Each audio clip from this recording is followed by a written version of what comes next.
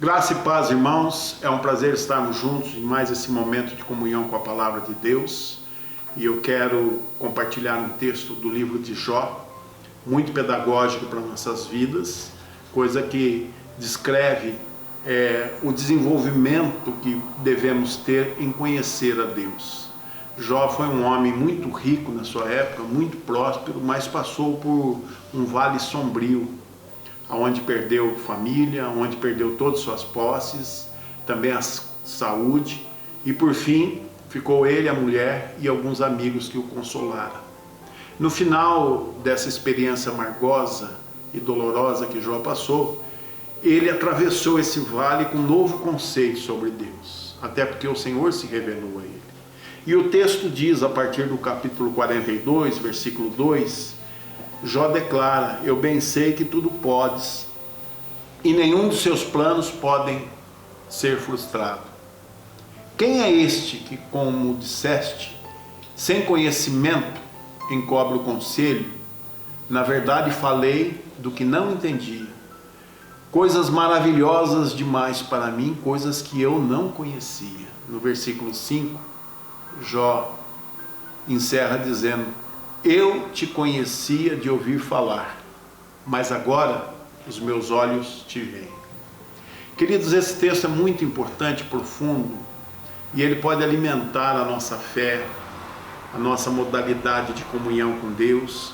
E eu quero te dizer que um dos principais projetos de Deus para a vida de todos nós é que nós venhamos crescer em conhecimento acerca dele. É importante conhecer Deus não pela visão humana, aquilo que o conhecimento humano pode fornecer, isso é importante. Mas mais importante é conhecer o Senhor na ótica do Espírito, da revelação espiritual. E às vezes nós questionamos algumas fases da nossa vida, sem saber que às vezes entra no propósito e na vontade permitiva de Deus para que nós sejamos fortalecidos. Jó era um homem temente a Deus, um homem abençoado, próspero, e passou por dificuldades tremendas, das quais eu não gosto nem de mencionar. Eu acredito que não teve na Bíblia, na história narrada, alguém que sofreu tanto quanto Jó. Se bem que sofrimento, seja grande, seja pequena, dói em todo mundo da mesma forma. Mas Jó passou pela calamidade. E até então, antes, ele era um homem tido como um dos conselheiros da cidade em que ele morava. Jó era daqueles que sentavam na porta da cidade para aconselhar as pessoas. Só que ele tinha um problema, ele não conhecia Deus da maneira espiritual. Ele conhecia Deus de ouvir falar e creu.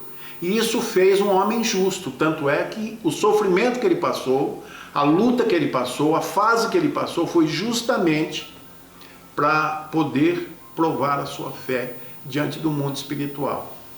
E Jó lá na frente, depois que Deus começou a restaurar a sua saúde, modificar a sua sorte, Jó, ele sai com esse conceito de Deus.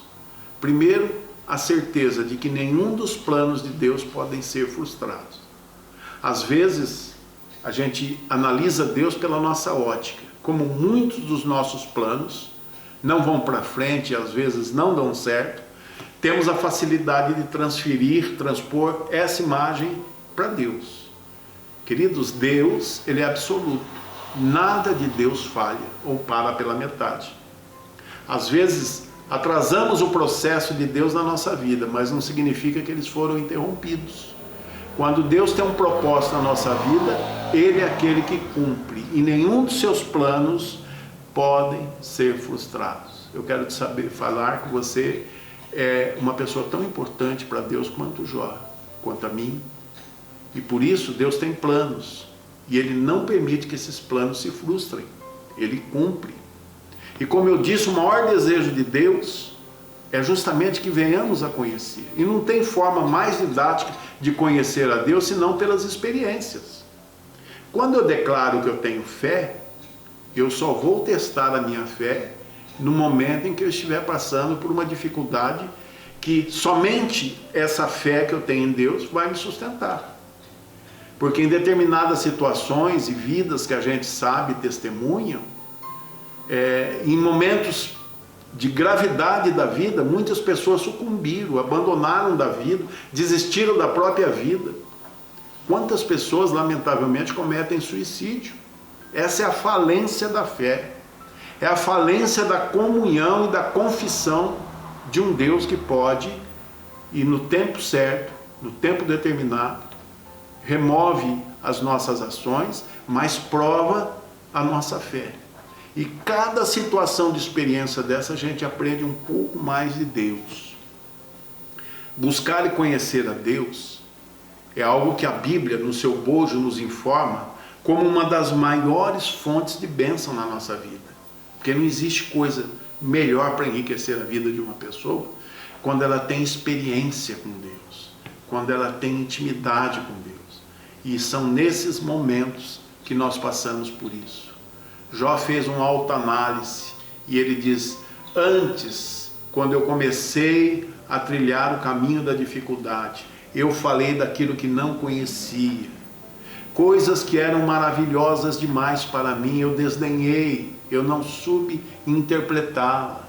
E ele termina dizendo: antes eu te conhecia de ouvir falar, mas agora os meus olhos te veem. E eu quero, nesse momento, perguntar para você, de uma maneira toda especial, com qual visão e entendimento você vê a Deus? Será que você tem a visão de Deus como um pai cruel que quer castigar os seus filhos? Eu quero te dizer que, bem ao contrário disso, nunca duvide do amor de Deus sobre nossa vida. Nunca duvide sobre as intenções de Deus. Às vezes a incredulidade bate na nossa porta dizendo: olha, vale a pena crer em Deus? Nós temos poemas nos Salmos que nos ensinam a não ter inveja das pessoas que prosperam no nosso caminho, pessoas que são consideradas ímpias, iníquas, porque logo eles não existirão mais. Mas a Bíblia diz que aquele que permanece firme nas promessas do Senhor, que permanece crendo, esses viverão eternamente. E eu quero te dizer, para concluir, que ver o Senhor não significa com a visão física, mas significa ver Jesus com os olhos da alma, com as lentes do Espírito Santo. Lembrando que o Espírito Santo é o grande presente que recebemos de Deus no nosso coração, a partir do dia em que entregamos a nossa vida a Jesus como Salvador. O Espírito Santo é que nos traz o sentimento da presença de Deus. Ele deve ser o governante do nosso coração, não apenas aquele que habita em nós, mas aquele que pode exercer sua função de nos revelar a Deus. Para que a gente não venha fazer como Jó fez, falar daquilo que não conhecemos, daquilo que é maravilhoso demais e a gente julga praticamente desprezível por conta de uma fase, de uma situação. Quantas pessoas nós compartilhamos momentos em que elas se desesperam e até abandonam a fé, quando não, criticam até Deus. Duvida e suspeita do amor de Deus. Não existe coisa pior do que isso na vida. Mas eu quero te dizer que o Senhor tem perdão, o Senhor tem amor, o Senhor tem braços estendidos para nossas vidas. Por isso eu quero orar nesse momento para que você seja cheio de fé, fortalecido na esperança, e que os seus olhos possam ver aquilo que a sua vista não permite, mas os olhos da fé possam te revelar o quão amoroso é Deus. Por isso eu te afirmo que nenhum dos planos de Deus podem ser frustrados. Confie em Deus. Oremos. Amado Pai, queremos te agradecer por esse momento de graça, de misericórdia. Quero pedir por todos ao alcance dessa mensagem que o Senhor venha abençoá-los, nutri-los, que nesse dia especial a sua graça mais uma vez se manifeste de uma maneira toda especial nos nossos corações, trazendo paz, segurança, trazendo, Senhor Deus, a certeza de que veremos, Senhor Deus, os seus planos sobre nossas vidas se cumprirem. sobre a vida da tua igreja, sobre o propósito de toda a humanidade, sobre a situação do mundo em que vivemos, mas isoladamente ou particularmente estamos ligados ao Senhor, com paz, com graça, com misericórdia e com os seus cuidados. Em nome de Jesus nós queremos abençoar toda a família da fé. Amém e amém. Queridos, muito obrigado por esse momento, Igreja do Senhor. Deus nos abençoe com toda a sorte de bênção. Estamos prosseguindo na palavra, na meditação, na oração, na comunhão espiritual e logo, Deus permitindo, estaremos novamente celebrando a Deus nos cultos, com toda a família reunida. Até lá. Deus te abençoe com toda a sorte de bênção.